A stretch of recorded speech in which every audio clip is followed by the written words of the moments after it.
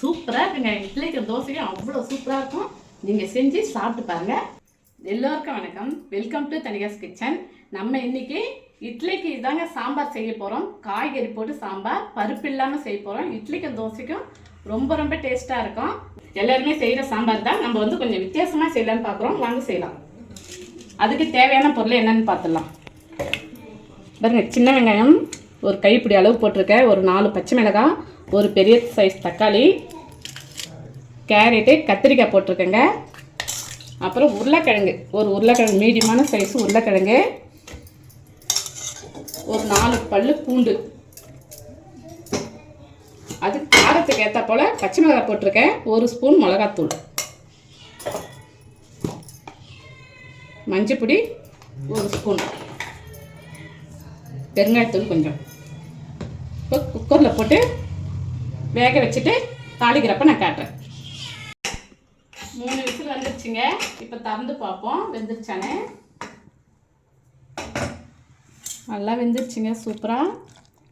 இப்போ மத்து போட்டு கொஞ்சம் மசிச்சுக்கலாம்.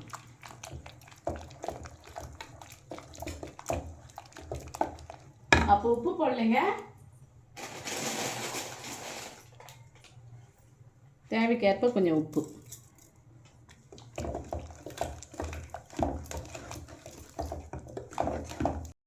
சூப்பராக மசிச்சாச்சுங்க. நல்லா சாம்பார் போல் வந்துச்சு பாருங்கள். இதோட தாளிச்சிக்கலாம். கரண்டி காஞ்சிச்சு. 1 ஸ்பூன் எண்ணெய், 1 ஸ்பூன் அளவுக்கு சோம்பு, கடுகு 1 ஸ்பூன்,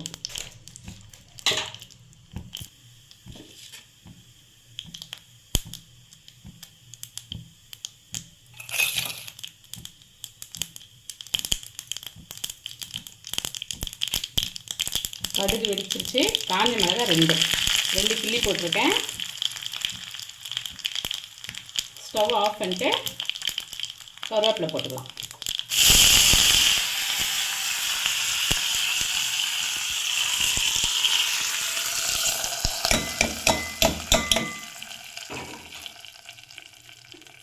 கொத்தமல்லி கொஞ்சம் கிள்ளி தூவி விட்டால் சூப்பரான பருப்பில்லாத சாம்பார் ரெடி.